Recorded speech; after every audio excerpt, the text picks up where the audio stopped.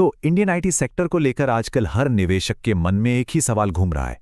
ये जो जबरदस्त गिरावट आई है, क्या ये सेक्टर के अंत का संकेत है या फिर ये एक बहुत बड़ा सुनहरा मौका है खरीदारी का?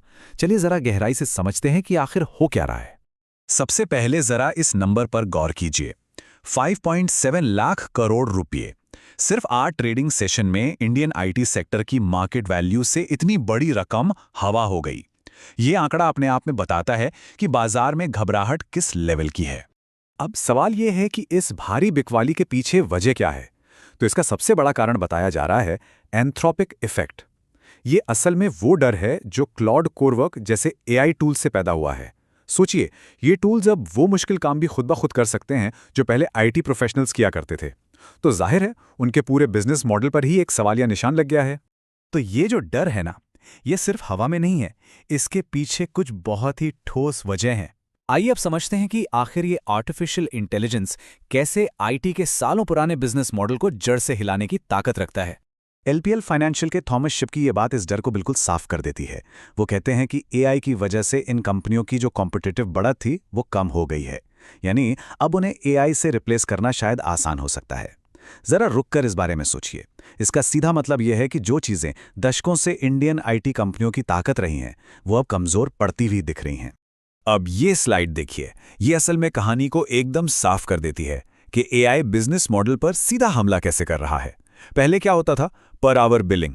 अब क्लाइंट कह रहे हैं हमें तो आउटकम बेस्ड प्राइसिंग चाहिए। पहले जूनियर इंजीनियर्स की बड़ी बड़ी टीमें होती थी, अब शायद उनकी जगह एआई एजेंट्स ले लेंगे। और जो रूटीन कोडिंग और मेंटेनेंस का काम था, वो तो तेजी से ऑटोमेट हो ही रहा है। मतलब ये एक बहुत ही बुनियादी बदलाव है। और बात सिर्फ एआई की नहीं है, पूरी दुनिया में जो चल रहा है वो भी इस आग में घी डालने का काम कर रहा है। अमेरिका में जॉब्स डेटा मजबूत है, मतलब इंटरेस्ट रेट कट की उम्मीद कम हो गई है। ग्लोबल आईटी फर्मों में वैसे ही मंदी का माहौल है और दुनिया भर के क्लाइंट्स अभी रुको और देखो की पॉलिसी अपना रहे हैं। जब क्लाइंट ही पैसा खर्च नहीं करना चाहता तो नए प्रोजेक्ट्स तो रुकेंगे ही। लेकिन रुकिए, क्या कहानी सिर्फ डर और गिरावट की है या फिर सिक्के का कोई दूसरा पहलू भी है?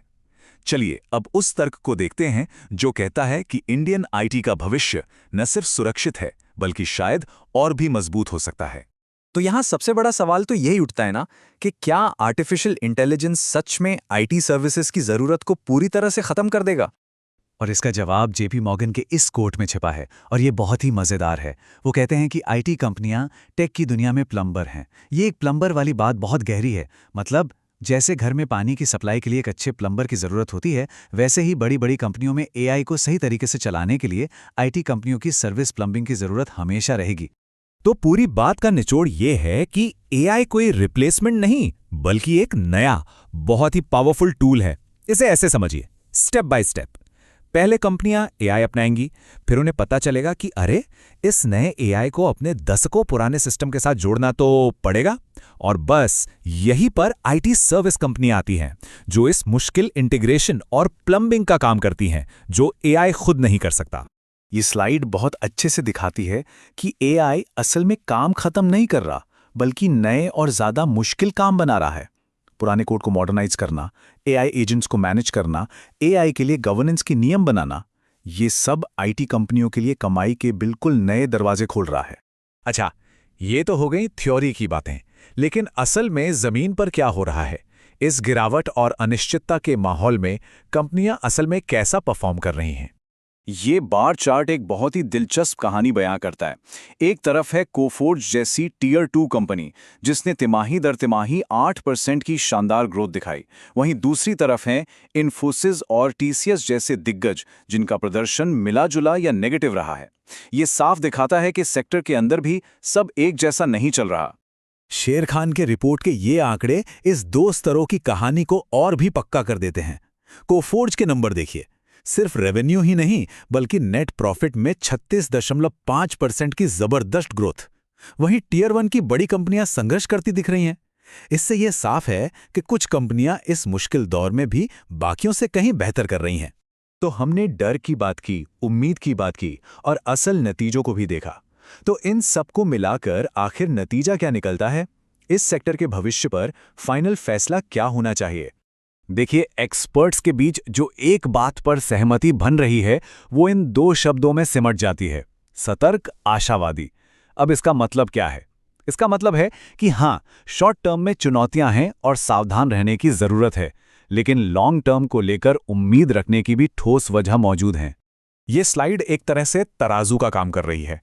एक पल्ले में है वो वजहें जो हमें सावधान रहने को कहती हैं, जैसे एआई से बिजनेस मॉडल को खतरा और ग्लोबल मंदी, लेकिन दूसरे पल्ले में है उम्मीद की किरणें, जैसे वैल्यूएशन अब बहुत आकर्षक हो गए हैं, डील पाइपलाइन अभी भी मजबूत है और इन कंपनियों ने पहले भी Y2K से लेकर क्लाउड तक हर बड़े बदलाव को सफलतापूर्वक अपनाया है। ठीक है, तो ये सारी बातें सुनने के बाद एक निवेशक के तौर पर क्या करना चाहिए? क्या ये खरीदने का टाइम है, बेचने का, या फिर इंतजार करने का? तो देखिए, ज्यादातर एनालिस्ट का मानना है कि ये जो गिरावट आई है ना, ये लंबे समय के निवेशकों के लिए एक मौका लेकर आई है।